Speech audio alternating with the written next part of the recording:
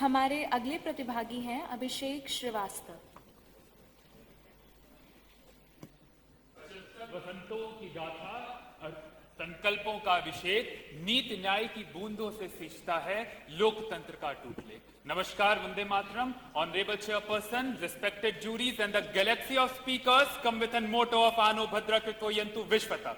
This is Abhishek Srivastava, proudly representing Gorakhpur Nodal, the land of Guru Gorakhnath. Today, we are celebrating 75 years of Indian Constitution, a remarkable journey of rights, duty and progress, a journey that has shaped the world's largest democracy with 29 states, 8 union territories, over 2,800 political parties with 1.4 billion Bharatiya. From the writing of ancient Rig Veda and Samaveda, from the drafting of India's most comprehensive written constitution, from the midnight of the Indian independence to the resolution of the Viksit Bharat in the Amrit Kal, the 75-year journey has been incredible. As from the Rig Veda says, Sangha Shadvam Sangha Sattvam Satmanasi Janatam resonates our constitutional ideas of unity and fraternity, to where Gita, Shreyansa Dharma Vigura Pardharma Nushtitat aligns with Article 51 of the Indian Constitution. Today, as in country like India, where it is a journey from Ramesh Thopar versus State of Madras, from the Keshwan and the Bharati versus State of Kerala. It's a journey from the Article 370 abrogation to the settlement of Ram Mandir. Today, our constitution gives us equal right, whether we are the ordinary people or a prime minister of a country. Today, Honorable Chairperson, we can exercise our constitutional right to vote to elect anyone and can express our opinion freely. We can travel any part of the country freely, and if our freedom is violated, we can seek justice in any court of law. Honorable Chairperson, however, and this however becomes crucial, all of these become meaningless if we prioritize our fundamental rights but neglect our fundamental duties. We are willing to travel thousands of kilometers for the pilgrimage and the holidays, but yet we hesitate to travel merely 500 meters to the polling booth to cast our vote. We are willing to stand, sing and dance late night in the concert, but standing for the national anthem in the cinema halls feels like burden to us. In the country where the youth of the nation can narrate the entire history of the IPL and the name of the web series, when it comes to Indian Constitution, they become silent, or they merely know that it is written by Dr. Bhimrao Ambedkar. Honorable Chairperson, under the Act, under the right to education, our goal should not merely to be increase the literacy, but truly develop to educate the citizen. Remembering our freedom struggle, we must safeguard the sovereignty, unity, integrity and fraternity of the nation. And then, as in terms of progress, I am remembering when MC Chagla said, if we implement the directive principle for the state policy in its true spirit, India will become a paradise. Following by this incredible legacy of the 75-year journey of the progress, we must strive to make our 100th years of independence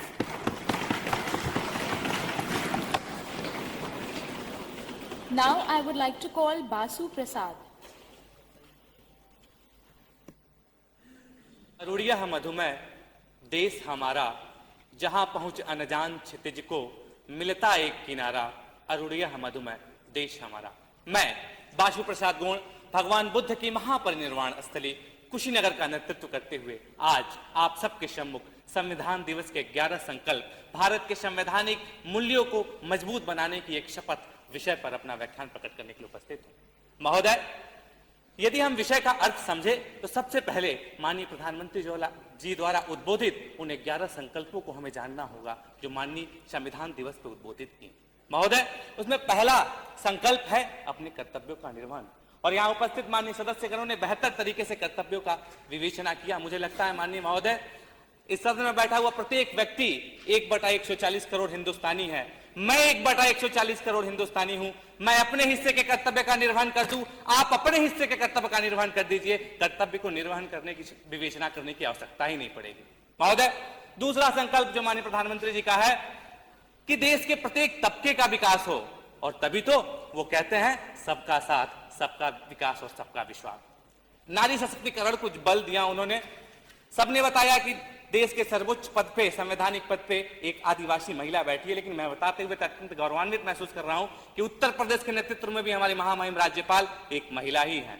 और एक देश के माध्यम से कैसे राज्यों के माध्यम से राष्ट्र का विकास हो, और अनेक पहलुओं को माननीय प्रधानमंत्री जी ने 11 संकल्पों में रखा, जिसको संक्षिप्त में 3 मिनट में कह पाना उतना उचित नहीं है। और जो मुख्य उनका ध्येय रहा माननीय, हमारे युवाओं के माध्यम से, अभी हमारी बहन ने कहा कि संघर्षों के साये में इतिहास हमारा पलता है, जिस ओर जवानी चलती है उस ओर जमाना चलता है। अतः यहां उपस्थित युवाओं से एक आग्रह कि जब आप इस परिसर को छोड़ के जाए तो एक कर्तव्य की भावना से अपने आप को अंतर्निहित करें कि इस देश के प्रति जो आपका कर्तव्य है उसको आप निभाए। और माननीय महोदय, अंततोगत्वा इस भारत को समर्पित, इस देश को समर्पित महज 2 लाइनें पूर्वांचल की भाषा में कि उत्तर में गिरिराज हिमालय, उत्तर में गिरिराज हिमालय, दक्षिण सागर महान रे, ओही देशवा में घर मोरा बाटे, ओही देशवा में घर मोरा बाटे, नाम हवे जेके हिंदुस्तान रे, ओही देशवा में घर मोरा बाटे, नाम हवे जेके हिंदुस्तान रे। बहुत बहुत धन्यवाद, बहुत बहुत आभार।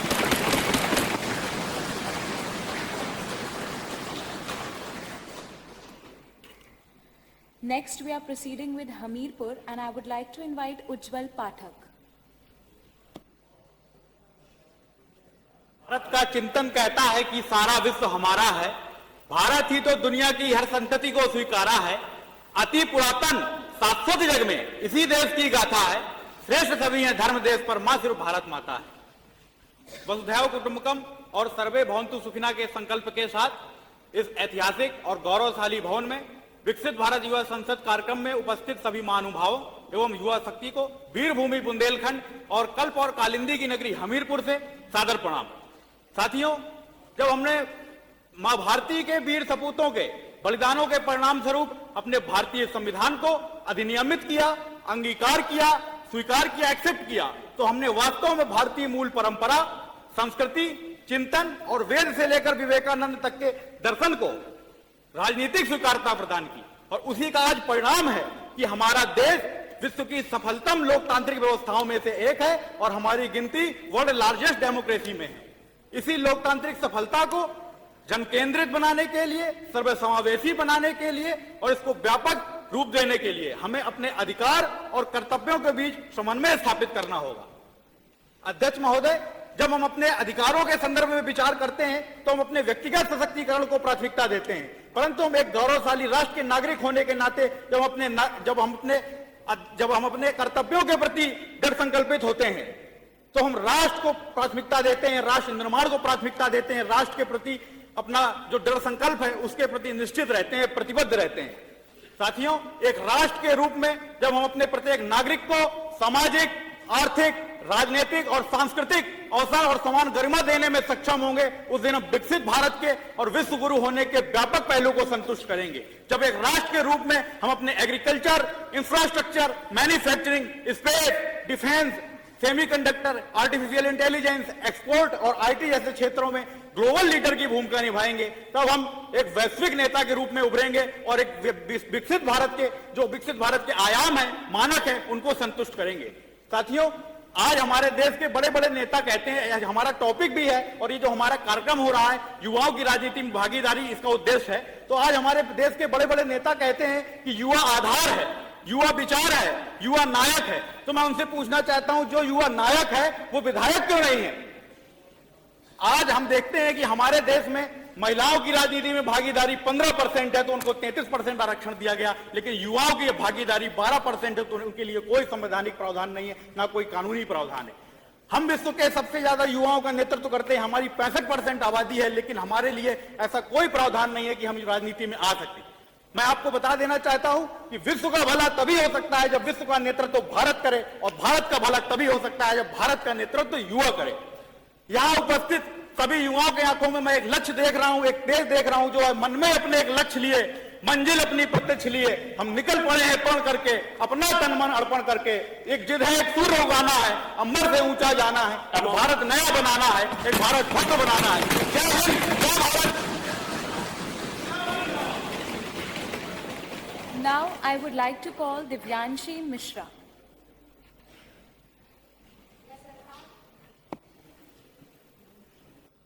न सरकार मेरी है, न रब मेरा है, ना ही ये बड़ा सा नाम मेरा है। बस इतनी सी बात का गुरूर है मुझे कि मैं भारतीय हूँ और ये भारत का संविधान मेरा है। वो संविधान जो अनेकता में एकता का प्रतीक है, वो संविधान जो समस्त मूल्यों का ज्ञान है, वो संविधान जो सशक्त भारत की पहचान है, वो संविधान जिसने प्रत्येक नागरिक को समानता का अधिकार दिया, वो संविधान जिसने हमें मौलिक अधिकार दिए, कर्तव्य दिया, निर्माण किया। हाँ, मुझे गर्व है कि मैं उस भूमि में जन्मी हूँ जिसने राष्ट्रीय किताब का दर्जा संविधान को दिया। I, Divyanshi Mishra, representing Fatehpur with Hamirpur as my nodal district. Today, I'm here to deliver my views on the topic 75 years of this sacred document that is Indian Constitution. The journey of rights, duties and progress. This is not only a journey of 75 years. We celebrate and honor the journey from colonial shadows to the cheerful sunrise of sovereignty, from fragmented duties to collective responsibilities, and from whispered hopes to thunderous rights. Today, we are living in a nation where our religion, gender, caste, etc. cannot silence our voice because we have fundamental rights. From the landmark of Keshwanand Bharti case, we got the basic structure doctrine in our Indian Constitution. Our Constitution has granted women equality through Hindu Code Bill, and recently it abolished triple talaq. Yet many challenges exist. Many are still waiting for justice, and many Dalits are still facing violence despite Article 17. In 1976, 42nd Amendment has reminded us that with rights comes duties. Article 51 AG is not just only a clause, it's why because a child stands for the national anthem, a volunteer cleans the river, and Swachh Bharat became a mission here. When a farmer conserves the water and a student embrace the voting, they not only do their work, but also honor the vision of Dr. Ambedkar. Now the journey of progress. From the Green Revolution to his rose celestial Triham, our progress is testament to constitutional values. We built IITs, medical facilities, and we launched Aadhaar, a digital revolution. On the one hand, GST unified our economy, and on the other hand, the abrogation of Article 370 reaffirmed one nation again. We must acknowledge the progress we did as a nation and the remarkable success in the fields from science and technology to the art and culture, withholding the roots of our tradition. But we should also have to pay attention towards the challenges that still lies in our society. For example, the struggle of marginalized class and discrimination that still lies in our society, which must be taken off and actions must be taken to that case. Now, I want to conclude with the words of Mahatma Gandhi, be the change you want to see in the world. So, let's us be the change.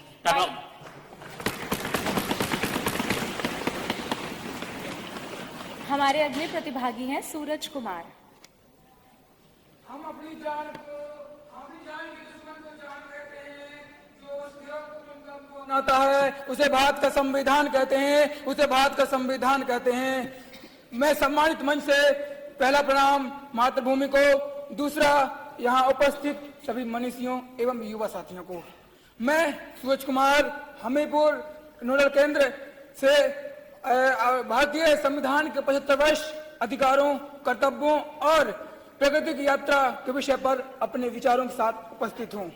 मान्यवर, इन 75 वर्षों की यात्रा में वो संविधान ही है जिसने बिखरे हुए भारत को एकता के सूत्र में बांधे रखा है, जिसने छुआछूत, भेदभाव, शोषण जैसे विकृत प्राचीन मानसिकताओं को समाप्त कर समानता, स्वतंत्रता, शिक्षा, सूचना का अधिकार जैसे विभिन्न अधिकार देकर हमें भविष्य के लिए एक सभ्य जीवन का मार्ग प्रशस्त किया है। इतना ही नहीं, हमारे संविधान की आत्मा एवं हृदय कहा जाने वाला अनुच्छेद 32 के तहत हमें संविधान के उपचारों का अधिकार भी प्रदान किया है, जिसके माध्यम से हम PIL दर्ज करके अपने अधिकारों की मांग कर सकते हैं। लेकिन महोदय, दुखद बात तो यह है, ग्रामीण क्षेत्रों में लोग अभी भी अपने अधिकारों की मांग नहीं कर पाते। कारण जागरूकता अभाव। इसलिए इनकी जागरूकता के लिए मेरे विचार में ग्राम प्रधान, ग्राम सचिव, BLO, आंगनवाड़ी केंद्र और जो हमारे प्राथमिक विद्यालय हैं उनमें सभाएं आयोजित कर इनको जागरूक किया जा सकता है और हमारी इस विकसित यात्रा में उनकी भागीदारी सुनिश्चित की जा सकती है। अधिकारों के साथ साथ मौलिक कर्तव्य भी हमारी इस 75 वर्ष की यात्रा की एक प्रगति का प्रतीक है, क्योंकि ये मूल संविधान में नहीं थे। इनको बाद में 1976 और 2002 संशोधनों द्वारा जोड़ा गया। महात्मा गांधी जी कहते हैं कि अधिकारों की उत्पत्ति का सच्चा स्रोत कर्तव्यों का पालन है, लेकिन हम कर्तव्यों को भूलकर सिर्फ अपने अधिकारों पर ध्यान दे रहे हैं। अधिकार और अपने इसलिए हम इतनी बड़ी अर्थव्यवस्था होने के बावजूद भी HDI, GHI, global 100 index, global happiness index में पिछड़े हुए हैं। लेकिन अब और नहीं, हमें अपने कर्तव्यों के साथ आगे बढ़ना होगा, तभी हम एक राष्ट्र को विकसित बना सकते हैं। इस सभा में उपस्थित सभी युवा साथियों से मैं आह्वान करता हूं कि आप सभी अपने कर्तव्यों का पालन करते हुए मात्र 5 लोगों को उनके कर्तव्यों और अधिकारों के बारे में जागरूक कीजिए और उनसे कहिए कि वो भी आगे 5 लोगों को इनके बारे में जागरूक करें। अगर ये अभियान सफल होता है तो एक दिन हम विश्वगुरु अवश्य बनेंगे और देश सजाने की तमन्ना है तुम्हें, इस देश की नींव रखी जाए, कर्तव्यों को निभाकर विकसित राष्ट्र के स्वप्न को साकार किया जाए। जय हिंद, जय भारत।